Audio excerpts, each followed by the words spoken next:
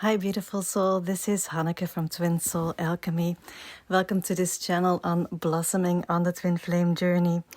In this video, I'm going to discuss the 1111 portal and its energies for twin flames and divine counterparts. A quick sneak preview. This portal isn't subtle. It demands transformation. It strips away illusions. And it pushes us to face what was still hidden. It pushes us to emerge unfiltered and unapologetic and in alignment with our truest essence. And yet, the portal is also promising and reassuring and powerful because it holds the assurance that everything that we've faced the last couple of months has prepared us for this deeper awakening. It does feel like a light at the end of the tunnel. The 1111 portal is known as one of the year's most powerful and spiritual gateways. It is often seen as a cosmic reset button where the energies encourage us to align with our soul's highest purpose and our true desires. And it's a time to bring our intentions, our thoughts, and our actions into harmony. And this portal heightens spiritual awareness, and it offers us clear insights and synchronicities and intuitive downloads.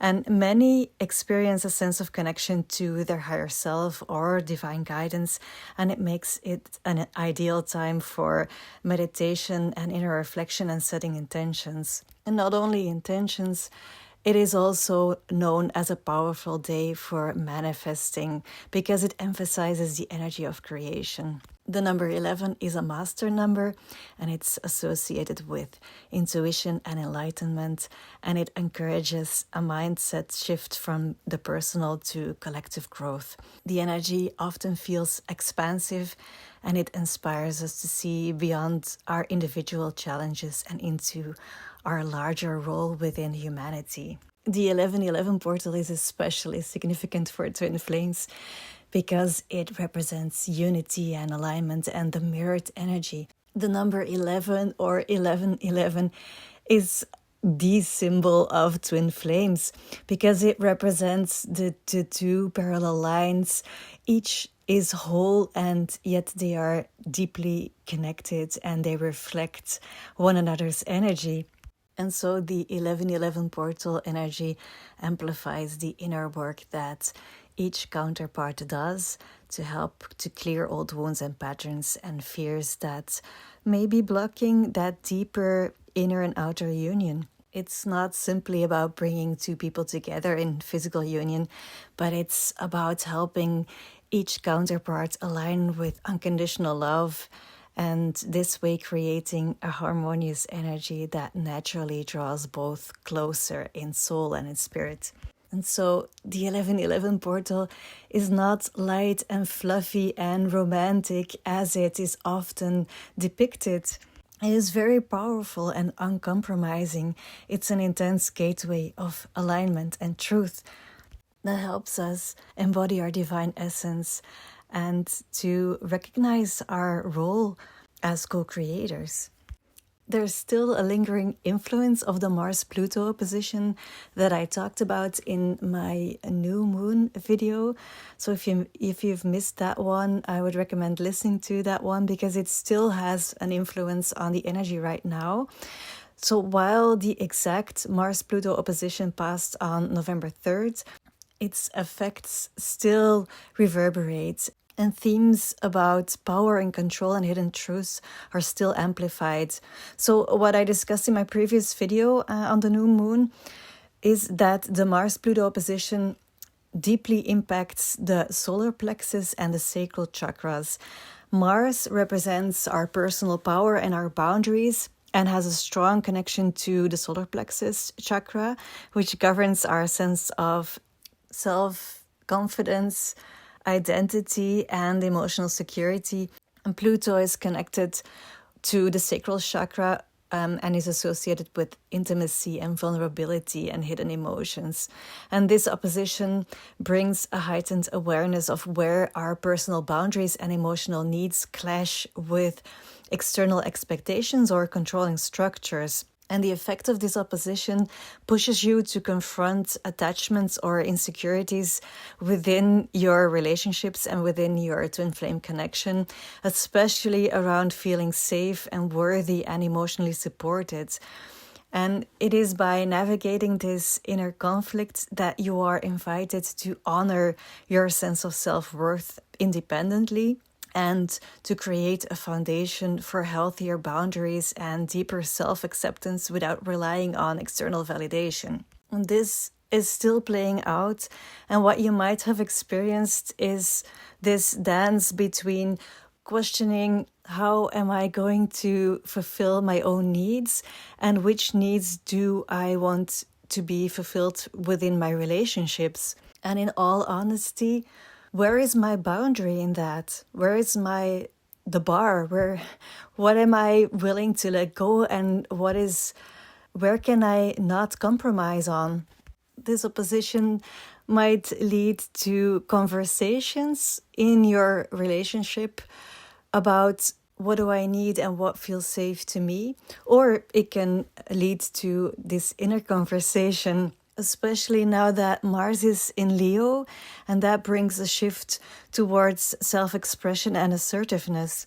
When Mars is in Leo, people feel more driven to pursue what lights them up and to showcase their individuality. It's an energy that emphasizes self-expression and courage and the desire to stand out.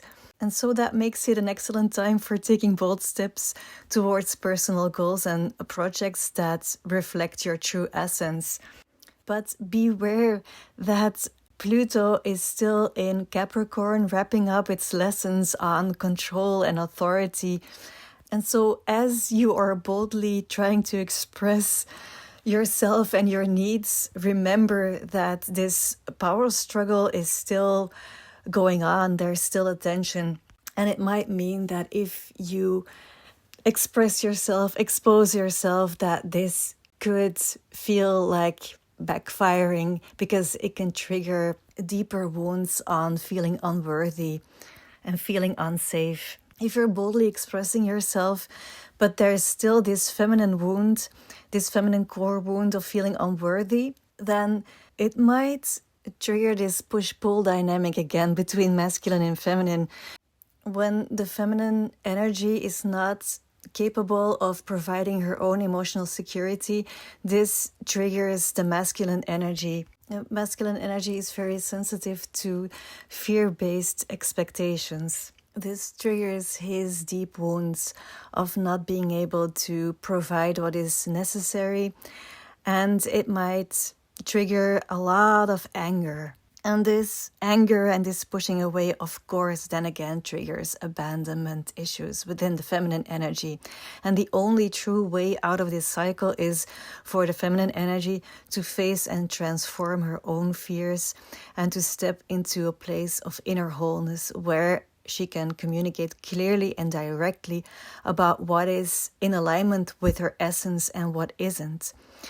In this state of self-assuredness, if a connection isn't aligned, she can let go gracefully and she can create space for the masculine to confront his own fears and release his anger without being in this power struggle. The energy is assisting us with that because we are getting into the final degrees of Pluto in Capricorn, and Pluto is transitioning into Aquarius. That will happen on November 19th, and Pluto will remain in Aquarius until March in 2043. I'm just mentioning this because this is a huge transition for a long time. And so we are shifting towards the Aquarian ideals of innovation and progress and collective growth. Pluto in Aquarius will amplify the desire for freedom and for visionary change, and it truly marks the start of a new chapter in humanity's evolution. And of course, this isn't a quick transition, but we can already sense that this is the end of this power struggle. We're shedding these last layers, and this means that we are able to shift our focus from deep into our connection and the push-pull dynamics towards a broader vision on our role in the collective. I actually received a channeled message yesterday that is linked with that, because what I received was that the last couple of months and even years, there's been an intentional decrease in our conscious awareness. We were temporarily limited to access higher levels of consciousness. I don't know if you've noticed this, but a couple of years ago, during the pandemic and in the period after that, we were able to access higher levels of consciousness. A lot of us awakened or had a deeper awakening, and we could sense so much more. And then what came after that was, it was like we were being sucked again into the daily routine of our lives. But not only the daily routine, but also that limited state of consciousness that comes with it. And of course, we still had our spiritual egos to remind us on the truths that we had discovered when we were in this heightened state of consciousness. But to be honest, to me, it feels like it was just our mind remembering what we experienced at that time, that expanded state of consciousness.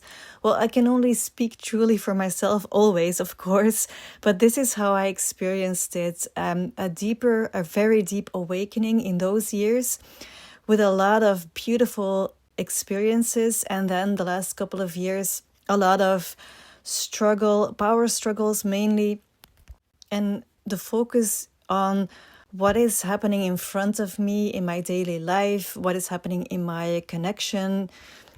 And now it feels like there is this veil being lifted, and there is an expansion of consciousness again.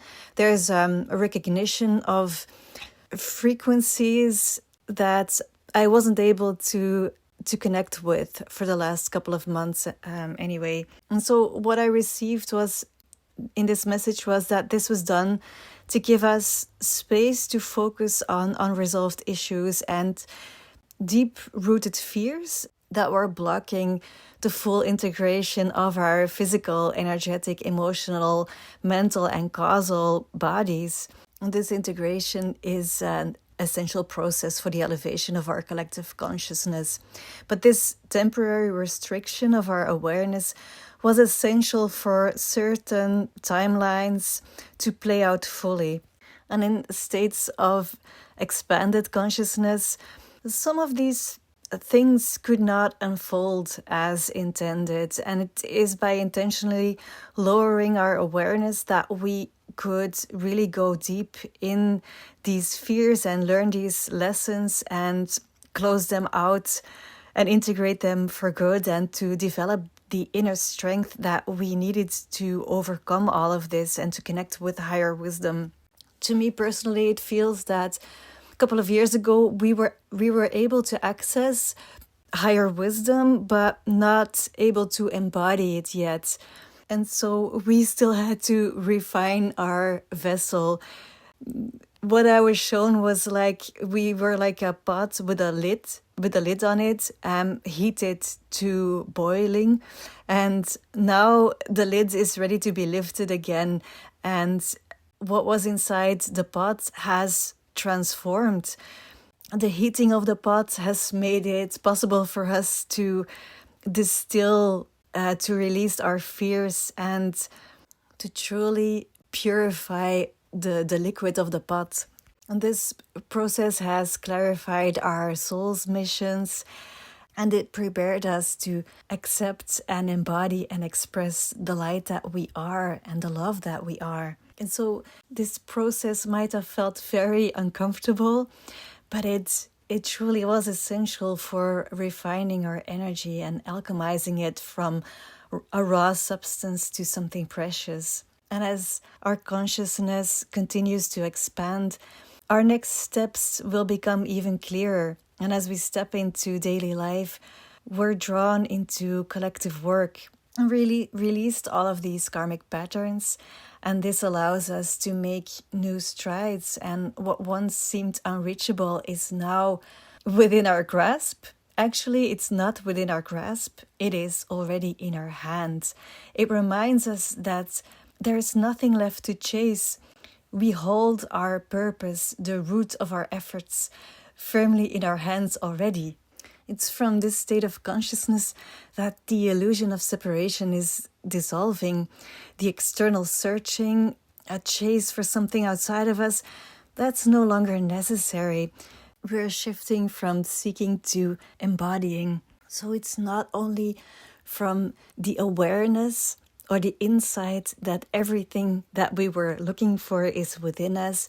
It is about truly embodying and living that truth.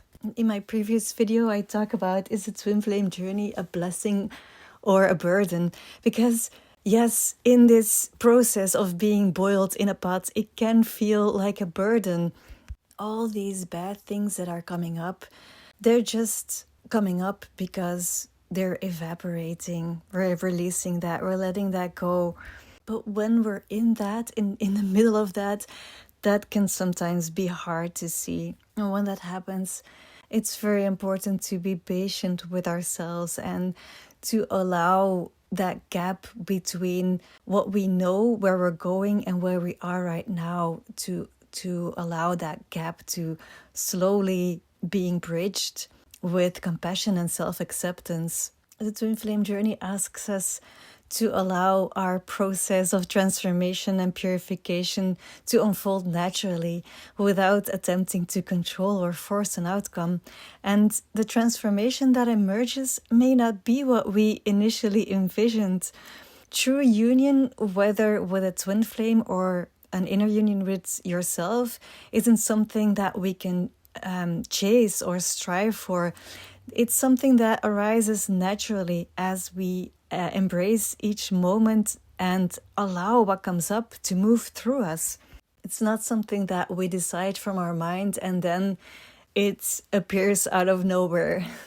It truly is a process where you go within and you align all of your bodies, your physical, emotional, mental, spiritual, energetic body, and you allow being that cooking pot and you allow your energy being transformed.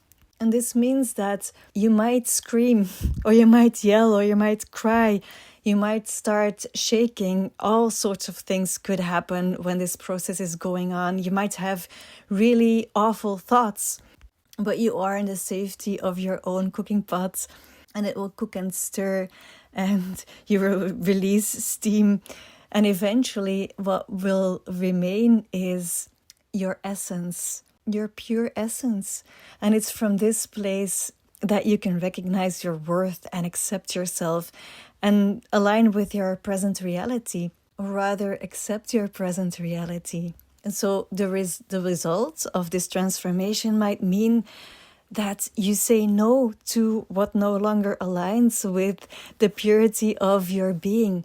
Or it means that you can finally say yes to what you were too afraid to embrace. So does that mean physical union for you right now? I don't know. Each person's journey is unique. And this current energy is not a guarantee of a physical union, but a gateway to a greater consciousness, a heightened, embodied spiritual awareness. And this allows us to see who we truly are. This allows us to see the gem that we are and the light that we shine and our bigger role in the collective growth and collective consciousness of humanity. If you like some assistance with the inner alchemy process, I can recommend my meditations. In all modesty, I make these meditations because I find them a helpful tool myself to go within and connect with my energy and allow a process happening. But I am kind of baffled by all of your beautiful responses and how they have so much impact on your energy. Thank you, by the way, for letting me know that. It's always very nice to get feedback on something that you create. But, in these meditations that I create, it's not always about the words. It's about the energy. I'm channeling energy through my voice. And I guess that's what has this effect when you listen to these. It's not even that intentional, by the way.